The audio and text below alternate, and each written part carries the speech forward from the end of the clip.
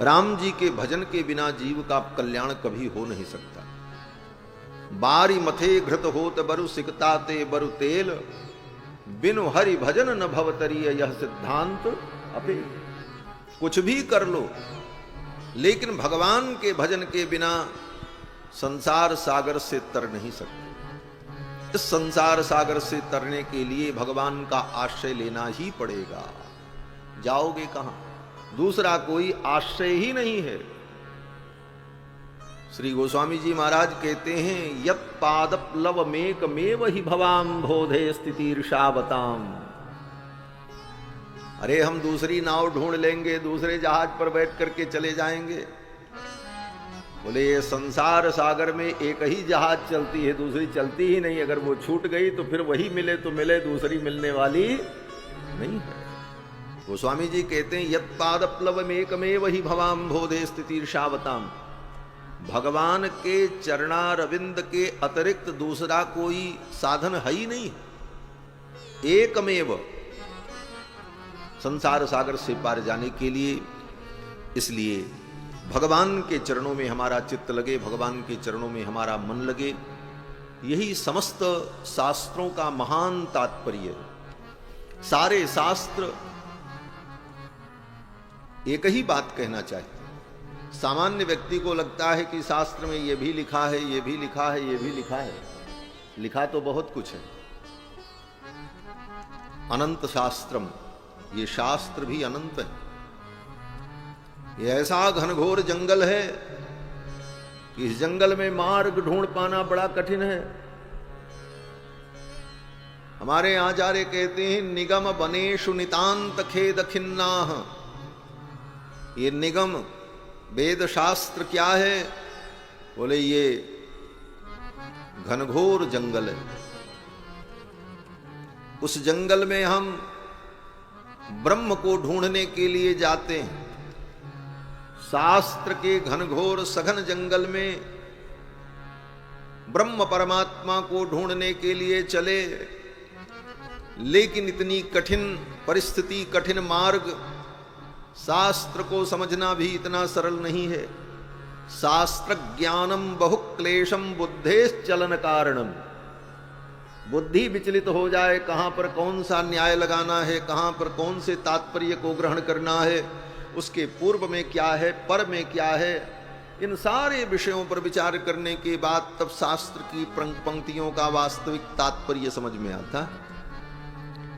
इतना कठिन। कहते हैं ऐसे घनघोर शास्त्र रूपी जंगल में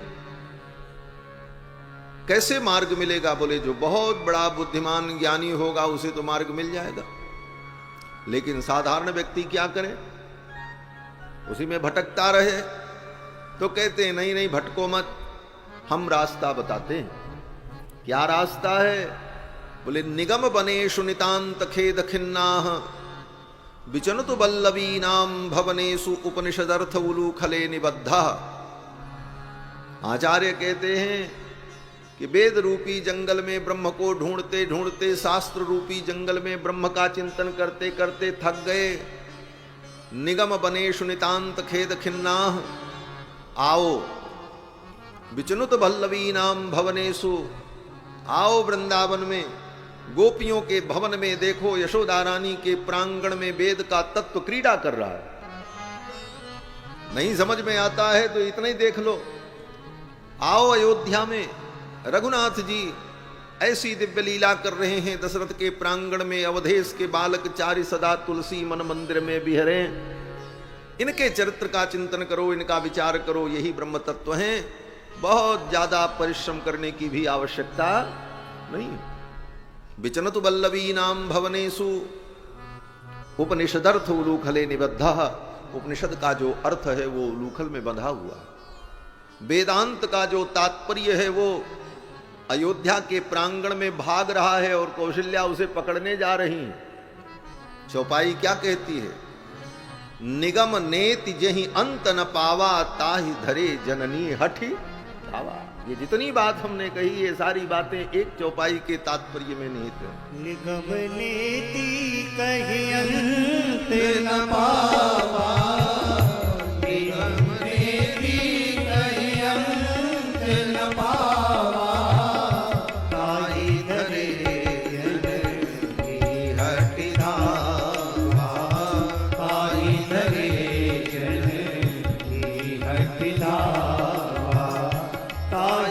धरे जल इह बिधावा। निगम नेति, वेद जिनका अंत नहीं पाया, वेदों ने अंत में कहा न इति, उस ब्रह्म का हम वर्णन नहीं कर सकते। यतो वाचो निवर्तन्ते अप्राप्य मनसा सह आनंदम ब्रह्मणो विद्वान न बिभेति कुतश्चनेति न इति। वही ब्रह्म वही परमात्मा अयोध्या में 4 रूपों में प्रकट होकर के लीला कर रहे हैं। गोस्वामी जी कहते हैं निगम नेति जहि अंत न पावा, ताहि धरे जननी हठी। बस उनके चरित्र का हम चिंतन करें, उनका गुणानुवाद करें, उनका स्मरण करें, यही जीव के कल्याण का मूल मार्ग है। यस्य स्मरण मात्रेण जन्म संसार बंधनात् विमुच्यते नमस्तस्मै विष्णवे प्रभु विष्णु। भगवान के स्मरण मात्र से ही जीव को बंधन से मुक्ति की प्राप्ति होती है। किसी भी प्रकार से हम भगवान का स्मरण करें, ये सब काम इसीलिए किया जाता है। मंत्र क्यों जपा जाता है? लोग सोचते हैं आंख बंद करके हम माला रगड़ते रहें, मंत्र जपते रहें, मन से चाहे हम कलकत्ता घूमें चाहे बंबई घूमें, बोले कुछ नहीं होगा। फिर क्यों? बोले वो माला भी किस लिए जपी जाती है? बोले भगवान के स्मरण के लिए। भगवान का स्मरण नहीं हो रहा और दुनिया की बात दिमाग में घूम रही है तो माला हाथ में चलती रहेगी। कबीर दास जी ने इसी पर टिप्पणी की कि माला फेरत जुग भया फिरान मन का फेर, कर का मन का डार दे मन का फेर। तो मन भगवान का स्मरण करे इसलिए माला जप। मंदिर में हम क्यों जाएं? इसलिए कि मंदिर में जाकर के मुझे भगवान का स्मरण होगा। ऐसे नहीं होगा तो मंदिर में भगवान को देखकर, प्रतिमा को देखकर, वहां की पूजा विधि को देखकर, भक्तों को देखकर इस बहाने भी भगवान का स्मरण होगा। लेकिन होता क्या है? बोले मंदिर में जाने के बाद लोग भगवान को कम देखते हैं, सेल्फी ज्यादा लेते हैं। आजकल तो तीर्थों को, मंदिरों को भी लोगों ने सेल्फी पॉइंट बना दिया है। और कभी कभी तो मुझे लगता है कि सनातन धर्मावलंबी को बहुत अब सावधान होने की आवश्यकता है। ऐसा युग आ गया है कि हमारे सनातन धर्म के जो मान बिंदु हैं, उन मान बिंदुओं को ऐसा विकृत किया जा रहा है कि आने वाली पीढ़ियां रोएंगी। अभी आप समझ नहीं पा रहे, आने वाली पीढ़ियों को रोना पड़ेगा। मंदिरों को केवल पर्यटन स्थल बना दिया, सेल्फी पॉइंट बन गया, जहां पर जाकर के साधना, उपासना, ध्यान, भगवत तत्व की अनुभूति हो। विकास के नाम पर सनातन की उन परंपराओं का विनाश कर दिया। बहुत कड़वा सच है बंधुओं।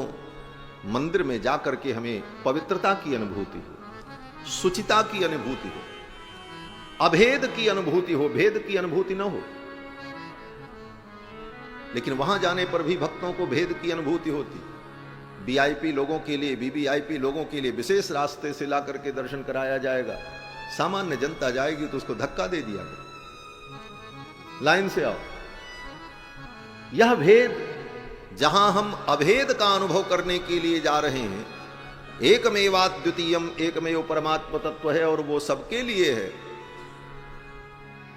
वहां जाने के बाद भी ये भेदभाव। जिसने बड़ी रसीद कटाई वो मंदिर के गर्भगृह तक जाकर के स्पर्श करके स्पर्श दर्शन करेगा,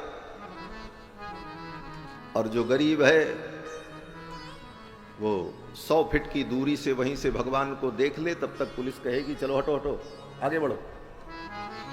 यह भेद मंदिरों में। बंधुओं, मंदिर में जाने का उद्देश्य यही है कि वहां भी जाकर के हमें भगवान की अनुभूति हो। ऐसी परिस्थिति में किस व्यक्ति को भगवान की अनुभूति होगी, हमें बताओ। जो वीवीआईपी जाते हैं उनको भी भगवान की अनुभूति नहीं होगी। वो तो अपना प्रोटोकॉल देख करके बड़े गर्वित होकर के जाते हैं। सब हमको देख रहे हैं, हम वीआईपी हैं, विशेष हैं, धिक्कार है तुमको। मंदिर में जाओ तो दास बन करके जाओ। मंदिर में जाओ तो अपना सारा प्रोटोकॉल छोड़ दो। भगवान के सामने तुम्हारा क्या प्रोटोकॉल? बंधुओं, इन सब चीजों से हमें ऊपर उठने की आवश्यकता है। और समाज को लगता है कि यही बहुत अच्छा काम है, ये भी बड़ी विडंबना। तो मंदिर में जाने का भी उद्देश्य यही है कि हमें भगवान की स्मृति हो, भगवान का स्मरण हो। तीर्थ में जाने का भी यही फल है कि तीर्थ में जाकर के हम स्नान करें तो हमें भगवान का स्मरण हो। ये सारी विधा जो है, ये कथा हम श्रवण करते हैं, इसका भी यही उद्देश्य है कि कथा के माध्यम से हमें भगवान का स्मरण हो। यस्य स्मरण मात्रेण जन्म संसार बंधनात्, वेदव्यास जी कहते हैं कि स्मरण मात्र से ही जीव को संसार बंधन से मुक्ति मिलती है। इसमें सद्वारक हेतु है। सद्वारक हेतु का मतलब माला जपने से, मंत्र जपने से मुक्ति मिलती है, लेकिन डायरेक्ट माला मंत्र जपने से मुक्ति नहीं मिलती। माला मंत्र जपने के बाद जब द्वितीय कोटि में भगवद स्मरण होता है तब उससे मुक्ति मिलती है। इसको सद्वारक हेतु कहते हैं। एक द्वार को पार करने के बाद तब दूसरे द्वार में प्रवेश हो, इसको सद्वारक हेतु कहा जाता है फिलॉसफी में, दर्शन शास्त्र में। तो ये जितने साधन हैं ये सद्वारक हेतु बनते हैं। इन सद्वारक हेतुओं के द्वारा जब भगवान का स्मरण होता है तो भगवद स्मरण ही मूल हेतु बनता है जीव के उद्धार का। यस्य स्मरण मात्रेण जन्म संसार बंधनात् विमुच्यते नमस्तस्मै विष्णवे प्रभ विष्णु। नारद जी ने तो इससे भी आगे बढ़ करके एक बात कही है, भगवान का स्मरण कैसे भी हो, स्मरण होगा तभी कल्याण होगा।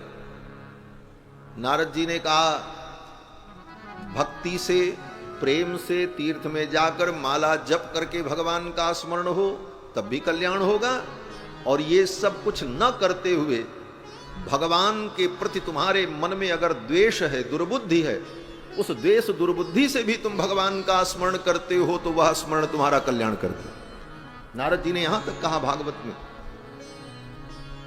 और तो और नारद जी कहते न तथा भक्ति योगे न तथा तन्मयताम याद। नारद जी कहते हैं भक्ति योग में भी व्यक्ति भगवान का स्मरण करता है, लेकिन भक्ति योग में कभी कभी व्यक्ति भगवान को भूल भी जाता है। भूल जाने का मतलब संसार के प्रपंच में लगा रहता है तो कुछ क्षणों के लिए भगवत विस्मृति हो जाती, लेकिन जो भगवान के विरोधी शिशुपाल दंत वक्रादि हैं, नारद जी कहते हैं ये तो कभी भगवान को नहीं भूलते, निरंतर भगवान का स्मरण करते हैं। न तथा भक्ति योगे न, भक्ति योग में उतना भगवान का स्मरण निरंतर नहीं होता जितना द्वेष भाव से भगवान का हो जाता। इसका मतलब आप ये मत समझना कि भक्ति छोड़ करके भगवान से द्वेष करने लग जाएं। ये एक उदाहरण है। नारद जी कहते हैं द्विषन्नपि हृषिकेश किमुताधोक्षज प्रियाः।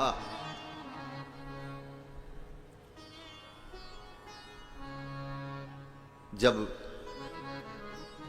रासलीला का वर्णन किया सुखदेव जी ने तो राजा परीक्षित के मन में थोड़ा संदेह हुआ।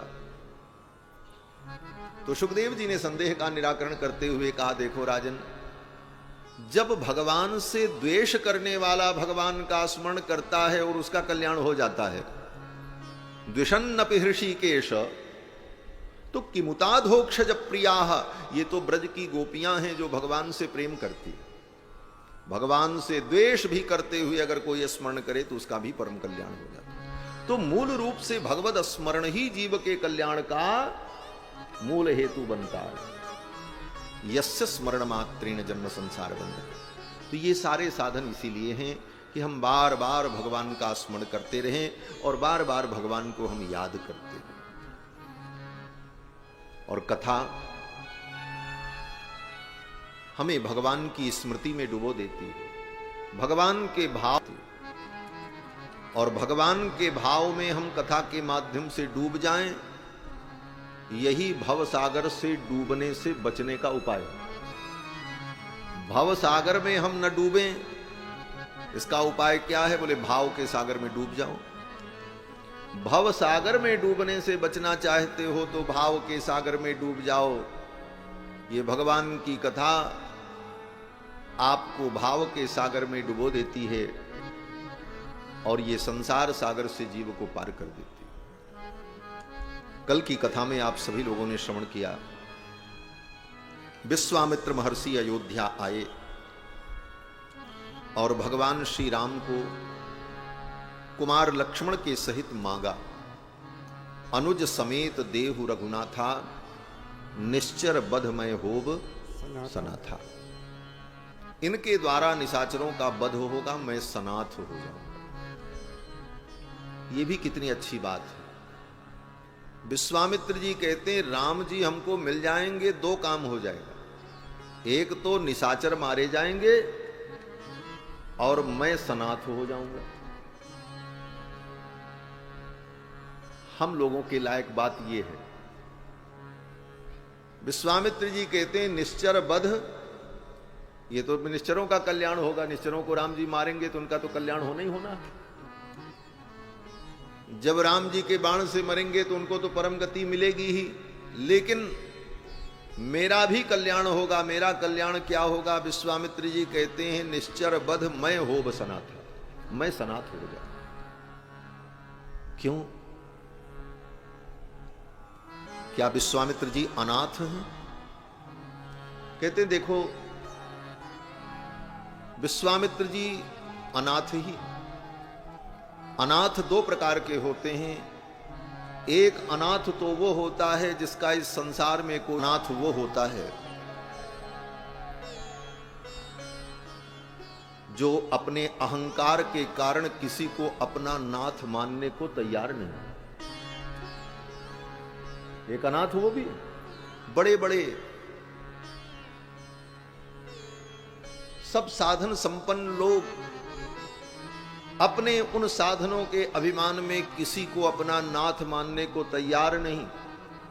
इसी को गीता में भगवान कृष्ण ने कहा कि ऐसे लोग कोन्योस्ति सदृशो मया, मेरे समान कौन है। ऐसा मानने वाले जो हैं वो भी अनाथ हैं। उनकी बड़ी बड़ी अट्टालिकाएं, उनके बड़े बड़े प्रासाद जो हैं वो भी क्या हैं? बोले अनाथालय हैं, क्योंकि उसमें तो अनाथ रह रहा है। अनाथालय केवल सरकारी नहीं होता। बड़े बड़े ऐसे जो लोग हैं पद प्रतिष्ठा के अभिमान में किसी को नाथ मानने को तैयार नहीं, वो भी अनाथ ही। विश्वामित्र जी ने अपनी तपस्या, साधना, विद्या और शस्त्र बल के कारण जीवन में किसी को अपने से बड़ा माना ही नहीं। कहां माना? पढ़ लो रामायण, भागवत, वेद, महाभारत, सब कथाएं मिल जाएंगी। विश्वामित्र जी ने अपने सामने किसी को किसी भी प्रकार से श्रेष्ठ समझने का प्रयास नहीं। यहां तक की बात त्रिशंकु की आ गई तो विश्वामित्र जी ने कहा मैं त्रिशंकु को स्वर्ग भेजूंगा। बोले त्रिशंकु यज्ञ का अधिकारी नहीं है। क्यों? बोले त्रिशंकु चांडाल हो गए थे, गुरु के शाप से चांडालत्व की प्राप्ति हो गई थी। त्रिशंकु को राजा थे, गुरु ने शाप दे दिया जाओ चांडाल हो जाओ। त्रिशंकु को चांडालत्व की प्राप्ति हो गई। चांडाल को यज्ञ करने का अधिकार नहीं। विश्वामित्र जी ने कहा हम कराएंगे यज्ञ। अरे विधि विपरीत। बोले हम कराएंगे। बोले यज्ञ जो है आचार्य ब्राह्मण कराते हैं। विश्वामित्र जी ने कहा हम कराएंगे। महर्षि वाल्मीकि कहते हैं चांडाल याजको यस्य, चांडाल जिस यज्ञ का यजमान हो और याजक कोई द्विज विप्र न हो, उस यज्ञ से क्या होगा। बोलो श्री सीतारामचंद्र भगवान की जय। जय जय सीताराम। आपके मध्य प्रदेश प्रांत के यशस्वी उप मुख्यमंत्री श्री राजेंद्र शुक्ल जी मंच पर आ रहे हैं। आप लोग थोड़ी देर भगवान नाम संकीर्तन कर लें, फिर आगे की जैसी व्यवस्था होगी वैसा संकेत प्राप्त होगा। नारायणा नारायणा हे लक्ष्मी रमणा नारायणा नारायणा नारायणा हे लक्ष्मी रमणा नारायणा नारायणा नारायणा हे लक्ष्मी रमणा नारायणा नारायणा नारायणा हे लक्ष्मी रमणा नारायणा नारायणा नारायणा नारायणा नारायणा हे लक्ष्मी रमणा नारायणा हे लक्ष्मी रमणा नारायणा हे लक्ष्मी रमणा नारायणा हे लक्ष्मी रमणा नारायणा नारायणा नारायणा हे लक्ष्मी रमणा नारायणा नारायणा नारायणा हे लक्ष्मी रमणा नारायणा नारायणा नारायणा हे लक्ष्मी रमणा नारायणा नारायणा नारायणा हे लक्ष्मी रमणा नारायणा हे राघवा हे राघवा हे राघवा हे राघवा हे राघवा हे राघवा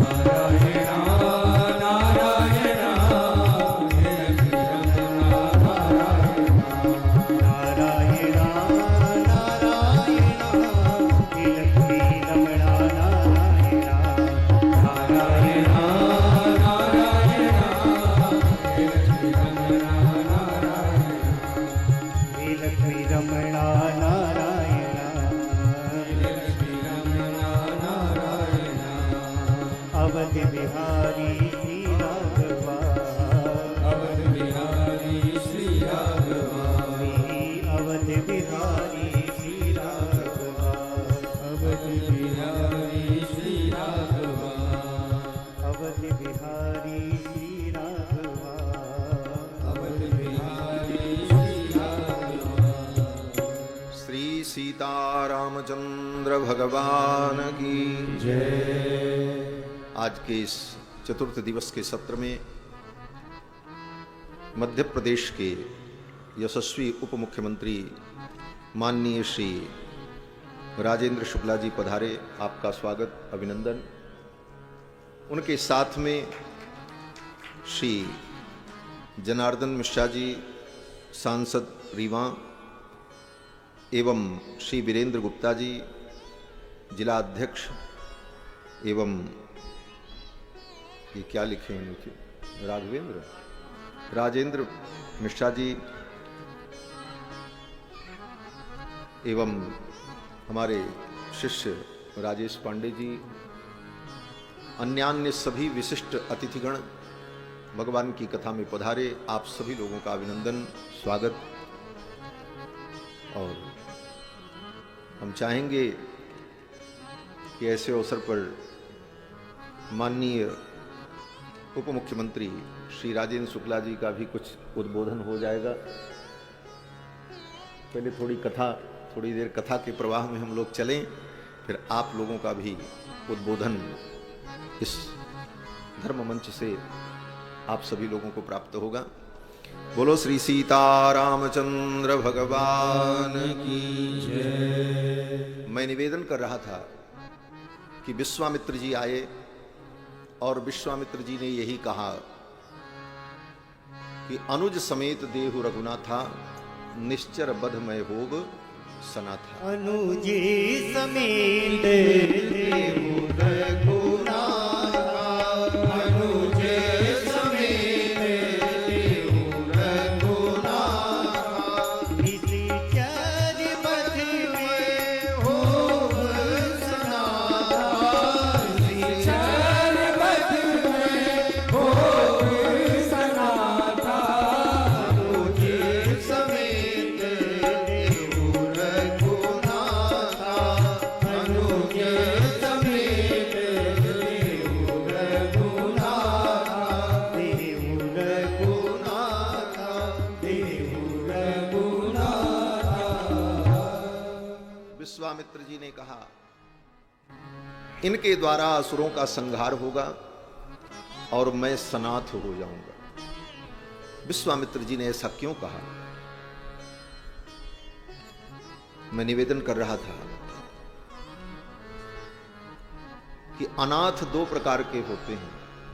एक तो वो अनाथ जो दीनहीन मलिन, जिनका कोई नहीं, वो अनाथ।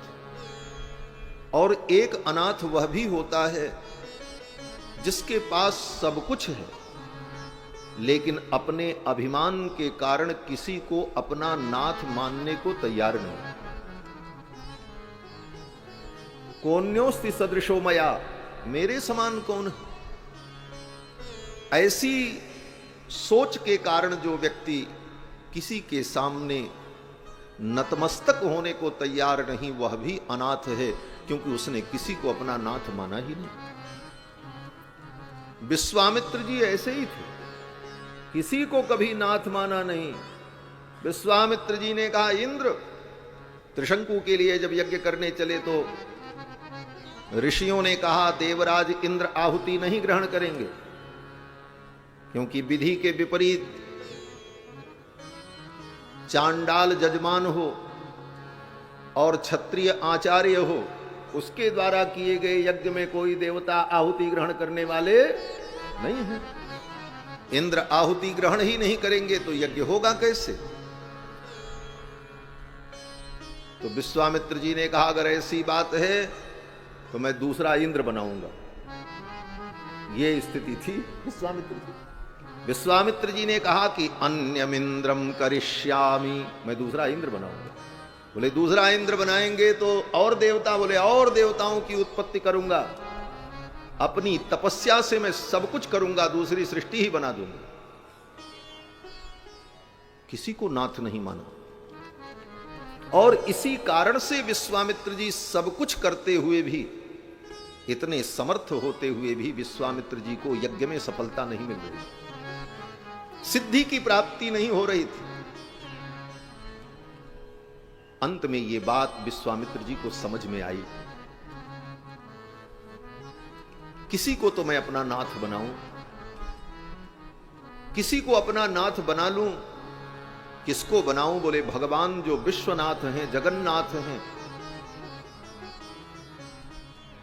उन्हीं की शरण में जाकर उन्हीं को मैं अपना नाथ मान लूं, तो कम से कम मैं अनाथ नहीं रहूंगा। इसीलिए विश्वामित्र जी ने कहा, निश्चर बध मैं होब सनाथा, इन्हें पाकर के मैं सनाथ हो जाऊंगा, ये मेरे नाथ बन जाएंगे। दशरथ जी महाराज ने अपने दोनों पुत्रों को सौंप दिया। विश्वामित्र जी बड़े प्रसन्न हुए और विश्वामित्र जी को लगा कि मुझे संसार की संपूर्ण निधि प्राप्त हो गई।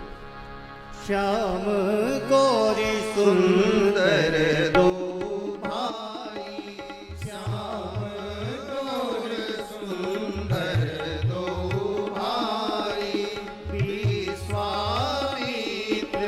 महानिधि पाई, विश्वामित्र महानिधि पाई। प्रभु ब्रह्मांड देव में जाना, प्रभु ब्रह्मांड देव में जाना, मोहिनी पिता तजहु भगवाना, मोहिनी पिता तजहु भगवाना, तजहु भगवाना, तजहु भगवाना। विश्वामित्र जी को लगा मुझे महानिधि मिल गई। विश्वामित्र जी ने राम जी से कहा, राम अब चलो, विलंब करना ठीक नहीं। क्यों? बोले विश्वामित्र जी ने सोचा, बड़े मुश्किल से तो राजा तैयार हुआ है देने को, कहीं इसकी बुद्धि बदल गई तो बना बनाया काम बिगड़ जाएगा, इसलिए अब तो लेकर के इनको यहां से निकलो। विश्वामित्र जी राम लक्ष्मण को लेकर के अयोध्या से चल पड़े सिद्धाश्रम के लिए। सरयू जी के किनारे किनारे, सरयू के दक्षिण तट पर होते हुए पैदल यात्रा करते हुए विश्वामित्र जी राम लक्ष्मण को लेकर के जा रहे हैं। इस यात्रा में 3 व्यक्ति हैं विश्वामित्र जी के साथ, और कोई सेवक नहीं, कोई मुनि नहीं, कोई महात्मा नहीं। विश्वामित्र जी, राम जी और लक्ष्मण जी, तीनों चल पड़े। जब चले तो राम जी ने सोचा, मेरे पिताजी ने इनसे कहा था सौंपते समय, क्या कहा था? पिताजी ने कहा था कि मेरे प्राणनाथ सुत दो, तुम मुनि पिता आन नहीं को। हे मुनिवर, ये दोनों मेरे पुत्र मेरे प्राण के समान प्रिय हैं, अब आप इनके पिता हो, अब मैं आपको सौंप रहा हूं। राम जी ने सोचा, पिताजी ने इनको कहा है कि ये पिताजी हैं, तो मुझे भी इनके प्रति पिता का भाव रखना चाहिए। तो एक पिता को अपने पुत्र से जो सुख मिलता है, जो वात्सल्य मिलता है, वह बाल सुख, पुत्र सुख मैं विश्वामित्र जी को भी प्रदान करूं। जो सुख मैंने दशरथ जी को देने के लिए धरा पर अवतार लिया, वह सुख विश्वामित्र जी को भी प्राप्त। अब भगवान ऐसी लीला करते हुए चल रहे हैं। क्या करते हैं? बोले थोड़ी दूर चले, तो थोड़ी दूर चलते ही भगवान देखे एक सरोवर पड़ा, उस सरोवर में कमल पुष्प खिला हुआ था। उस सरोवर में घुस गए, जाकर के कमल फूल तोड़ने लगे। जैसे बच्चों की हरकत होती है, उसी प्रकार भगवान जाकर के कमल पुष्प तोड़ने लगे। विश्वामित्र जी ने देखा, विश्वामित्र जी ने कहा, अरे राम आगे मत जाओ, पानी गहरा होगा, इधर आओ इधर आओ। जैसे बच्चों को माता पिता संभालते हुए लेकर के चलते हैं, उसी प्रकार विश्वामित्र जी भगवान को संभालते हैं बार बार। एक मिट्टी का टीला मिला, एक बड़ी शिला मिली, राम जी दौड़ करके उस पर चढ़ गए और उसी पे चढ़ करके वहां का नजारा देखने लगे। विश्वामित्र जी ने कहा, राम धीरे से नीचे उतर जाओ, कहीं पैर सरक जाएगा, चोट लग जाएगी। बार बार विश्वामित्र जी भगवान को संभालते हुए चल रहे हैं और भगवान बच्चों जैसी लीला करते हुए, बाल लीला करते हुए विश्वामित्र जी को सुख देते हुए जा रहे हैं। ऋषि संग हरसी चले दो भाई, ऋषि संग हरसी चले दो भाई, हरसी चले दो भाई, ऋषि संग हरसी चले दो भाई, ऋषि संग हरसी चले दो भाई, ऋषि संग हरसी चले दो भाई। पैठन सरनी तिलन चढ़ चढ़ चित बनी, पैठन सरनी तिलन चढ़ चित बनी, ठग मृग मन रुचिराई हो, ठग मृग मन रुचिराई, सादर कर सभय सप्रेम पुलक मुनि, सादर सभय सप्रेम पुलक मुनि, पुनि पुनि लेत बुलाई हो, पुनि पुनि लेत बुलाई, ऋषि संग हरसी चले दो भाई, ऋषि संग हरसी चले दो भाई, ऋषि संग हरसी चले दो भाई, हरसी चले दो, हरसी चले दो भाई। श्री गोस्वामी जी महाराज वर्णन करते हैं कि पैठत सरनी सिलन चढ़ चितवनी, सरोवर में घुस जाए, शिला पे चढ़ करके वहां का नजारा देखने लग जाए। पैठनी सरनी सिलन डर डरिए, इस भाव से भगवान का चिंतन और उपासन करना चाहिए। विश्वामित्र जी महाराज भगवान के साथ चले, थोड़ी दूर चले, 18 किलोमीटर की यात्रा पहले दिन संपन्न हुई, 6 कोस की यात्रा।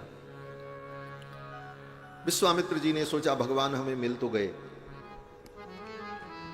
भगवान को मैं अपना क्या बनाऊं, इनसे कोई हमारा संबंध जुड़ जाए।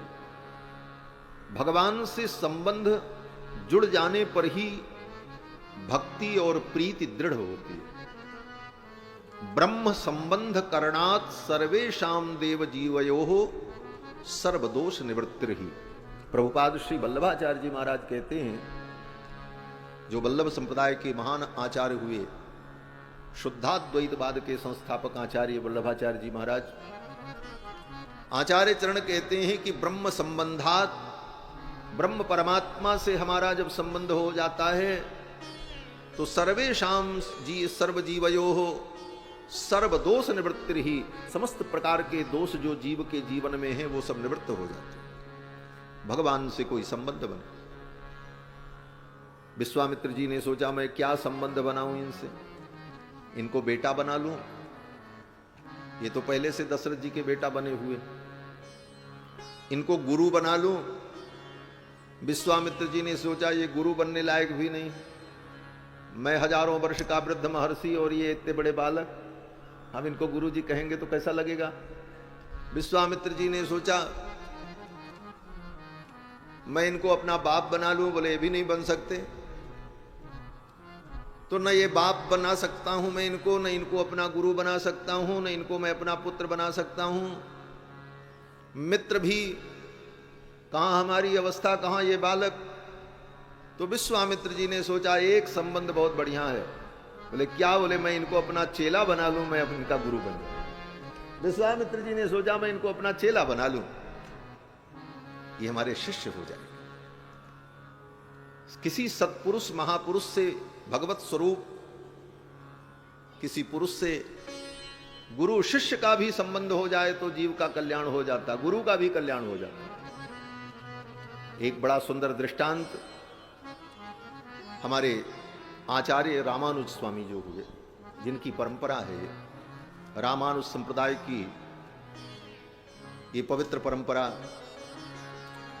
भगवत पाद रामानुजाचार्य जी के शिष्य, प्रधान शिष्य श्री कुरेश स्वामी थे। बड़े अनन्य भक्त थे रामानुज स्वामी के और बड़े विद्वान थे महाराज। कुरेश स्वामी का वैदुष्य जो है हमारे संप्रदाय में कहा जाता है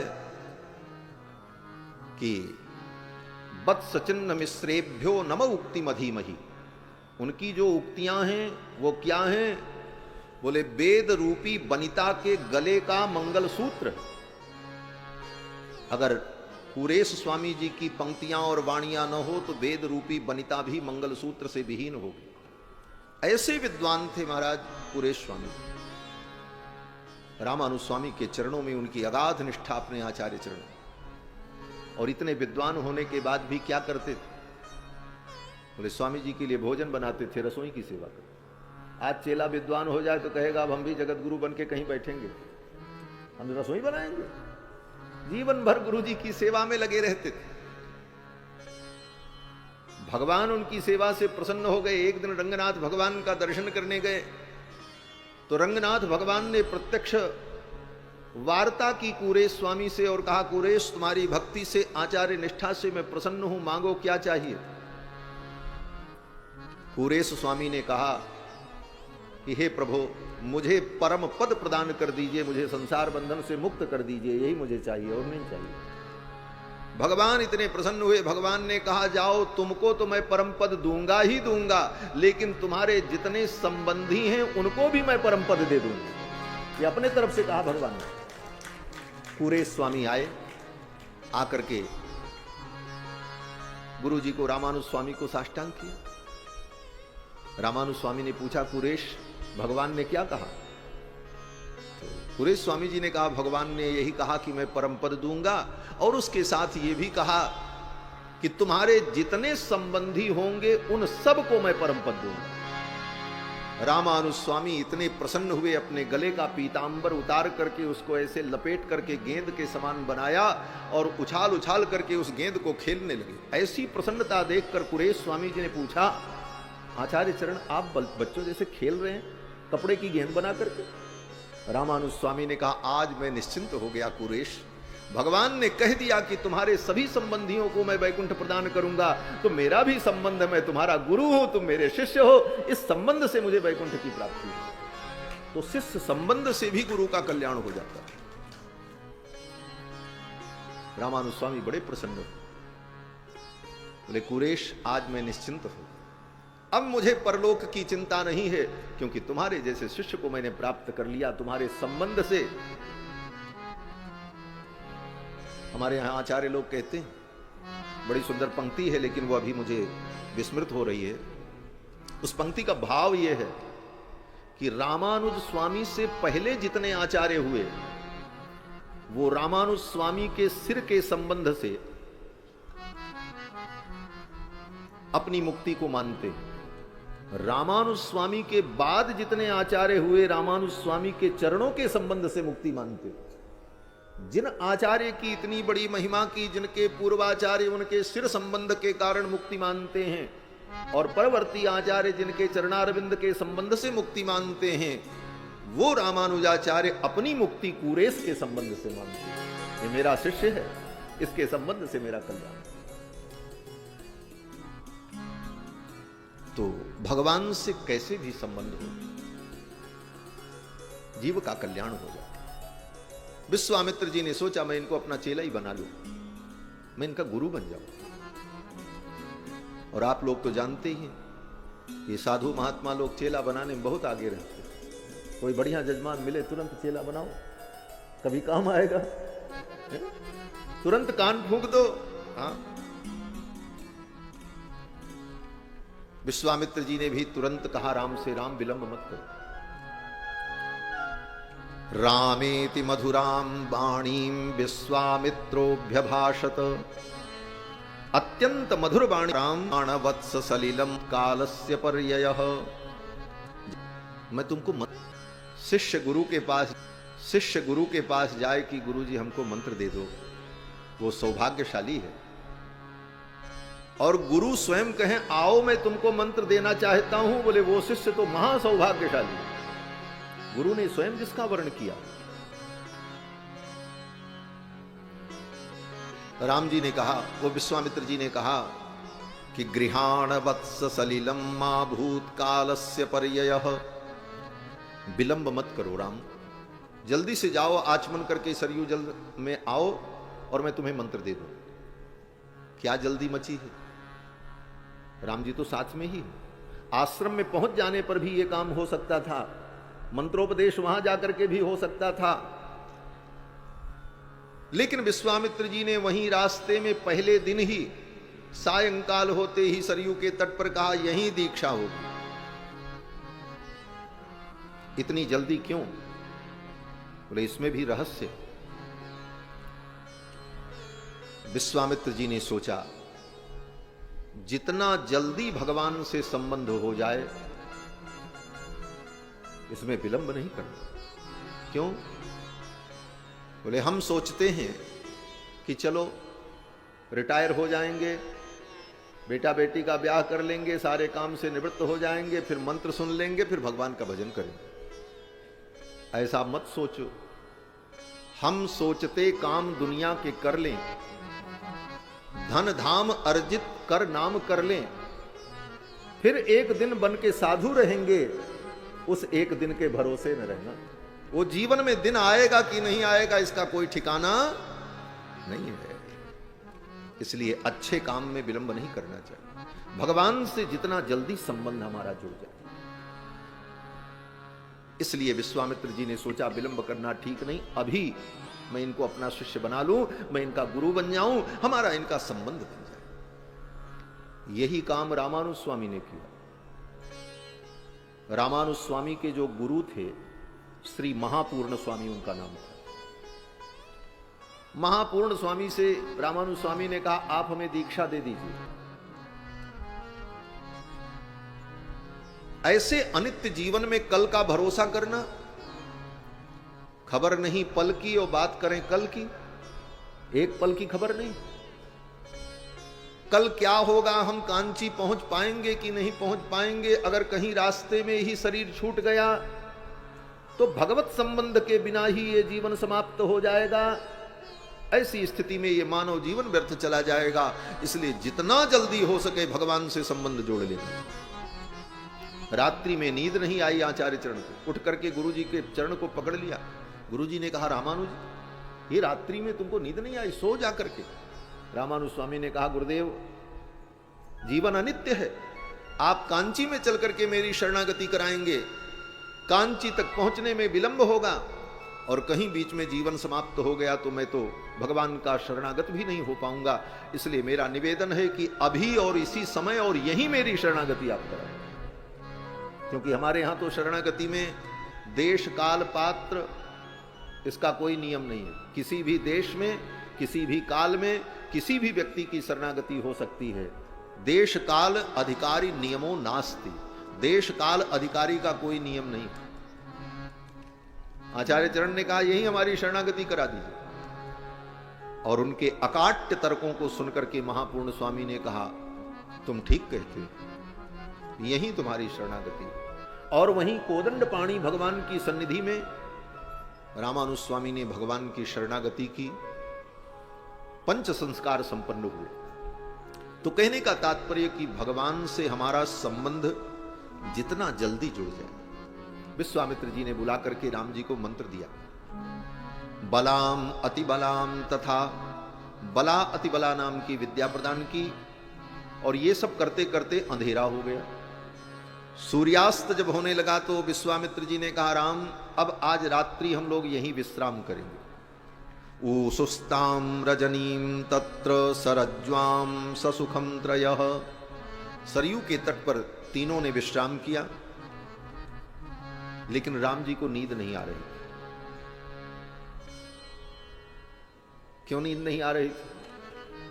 बोले महल में मखमल के बिस्तर पर शयन करने वाले दास दासियां व्यजन करती, मां कौशल्या लोरी सुनाती, कहानी सुनाती, तब राम जी को नींद आती।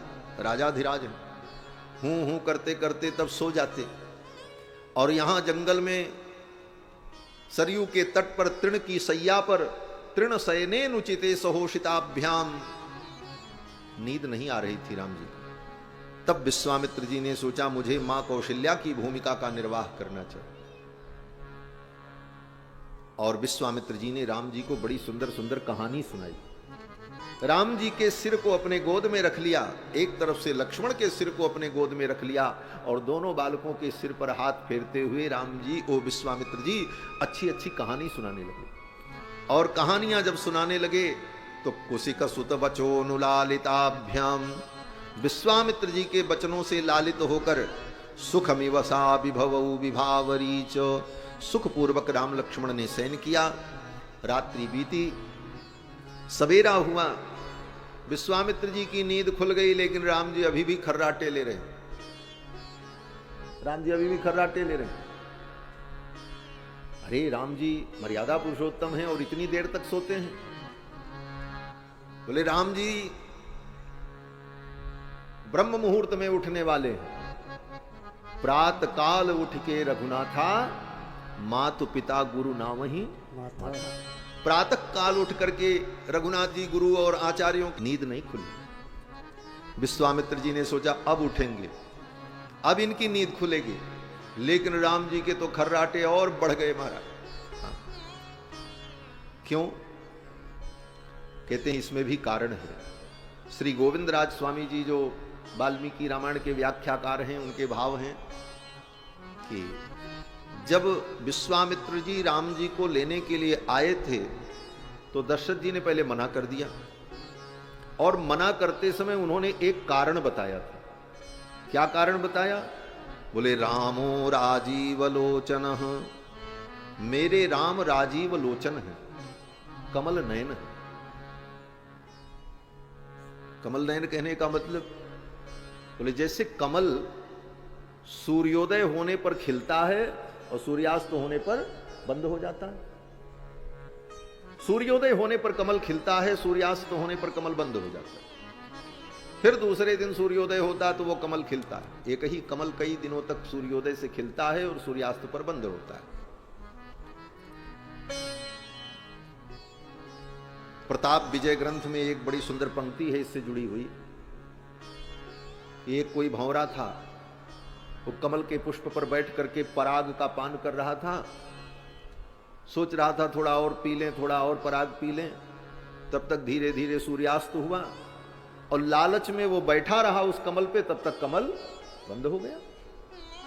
जब कमल बंद हो गया तो भंवरे का जो दांत होता है बड़ा कठोर होता, लकड़ी में भी छेद कर देता। घर में लकड़ी में कुर्र कुर्र कुर्र कुर्र काटता रहता भंवरा। तो भंवरा कमल के पत्ते को छेद करके निकल जाए, कोई उसमें बड़ी बात नहीं। कमल का पत्ता इतना कोमल होता। लेकिन भंवरे ने सोचा कि इस पत्ते को काट करके अगर मैं निकलूंगा तो ये कमल सूख जाएगा, फिर कल कैसे रसपान करूंगा। इसलिए चलो प्रतीक्षा कर लेते हैं, रात बीत जाएगी। और उसी कमल के अंदर बैठे बैठे वो भंवरा सोच रहा था। क्या सोच रहा था?